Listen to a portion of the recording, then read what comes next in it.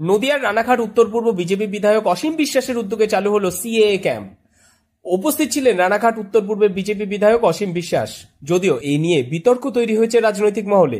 CAA অর্থাৎ নাগরিকত্ব সংশোধন বিল পাশ করা থেকেই গোটা দেশে ঝড় উঠেছিল বিভিন্ন রাজনৈতিক মহলে। শাসক দল চাইলেও বিরোধী দল কেউই এই আইন মেনে নিতে পারেনি আজও। অনেকেই মনে করছেন এই আইনের ফলে ভারতীয় নাগরিক বাদ যাবে বহু আমজনতার। তবে শাসক দলের অভিমত, দেশ থেকে কাউকে বাদ দেওয়া নয়, বরং এই আইন চালু করে দেশের নাগরিকদের সুরক্ষিত করাই মূল লক্ষ্য। ভালো লাগছে আমাদের এটা করাতে, আমাদের ভারতবর্ষে যাতে আমাদের ছেলে মেয়ের ভবিষ্যতে এটা ভালো হয়, এটারা সবাই সামনে এগিয়ে আসুন, সবাই করুন। এটা আমাদের মোদী সরকার ভালোর জন্যই করেছে। আমাদের সচেতন হওয়া উচিত, আমরা যেভাবে বাঁচতে পারি আমাদের এটা করা উচিত। সবাই সামনে এগিয়ে আসো, যাতে আমাদের ভবিষ্যৎবাণী, আমাদের সন্তানের ভবিষ্যতের বাণী ভালো হয়, এটাই বলছি। সিএএ তে আবেদন করতে আসা স্মৃতি বিশ্বাস নামে এক স্থানীয় বাসিন্দা জানান, খুবই ভালো লাগছে, এটা করাতে আমাদের সাহস বাড়ছে, এছাড়াও আমাদের ছেলে মেয়েদের ভবিষ্যৎ এতে ভালো হবে। আমি চাই সবাই সামনে এগিয়ে আসুক, এটি আমাদের মোদী সরকার ভালোর জন্যই করছে। এ বিষয়ে আমাদের সকলেরই সচেতন হওয়া উচিত। গত 10ই আগস্ট থেকে শুরু হয়েছে আমার বিধানসভার বিধায়ক কার্যালয়ের পাশে সিএএ ক্যাম্প শুরু হয়েছে। প্রচুর মানুষের সেখানে আগমন, মানুষ স্বেচ্ছায় আসছে আহ্বানে সাড়া দিয়ে।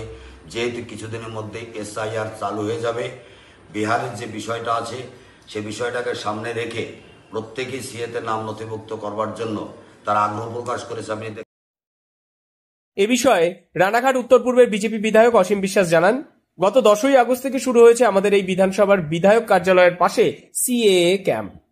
প্রচুর মানুষের আগমন ঘটছে সেখানে, মানুষ স্বেচ্ছায় আসছেন এই আহ্বানে সাড়া দিয়ে।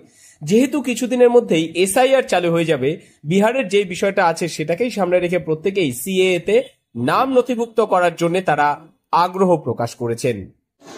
সিটিজেনশিপ অ্যামেন্ডমেন্ট অ্যাক্ট, এই ক্যাম্পে উনি কি করতে চাইছেন কি করতে চাইছেন না সেটা আমার পক্ষে বলা সম্ভব হবে না।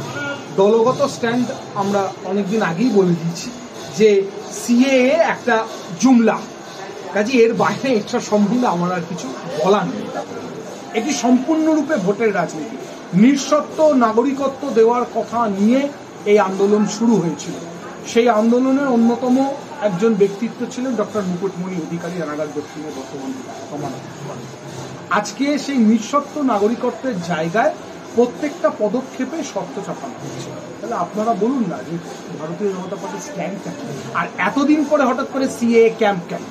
প্রশ্নটা উঠবে কিন্তু 2024 প্রায় 1 বছরের বেশি সময় চলে গেছে, এতদিন পরে সিএএ ক্যাম্প কেন? এই কারণে এই ক্যাম্পটা এসআইআর করতে গিয়ে যদি সমস্যাগুলো যে তৈরি হবে সেই সমস্যাগুলোতে যাতে ভোট ব্যাংকে প্রভাব না পড়ে, তাই এটা একটা আইওয়াশ করা হচ্ছে।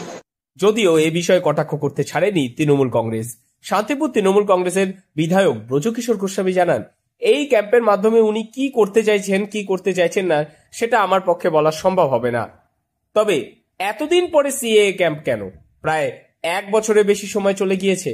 আসলে তার কারণ, এসআইআর করতে গিয়ে যেই সমস্যাগুলি তৈরি হবে সেই সমস্যাগুলোতে যাতে ভোট ব্যাংকে প্রভাব না পড়ে, তাই এটা একটা আইওয়াশ করা হচ্ছে মাত্র।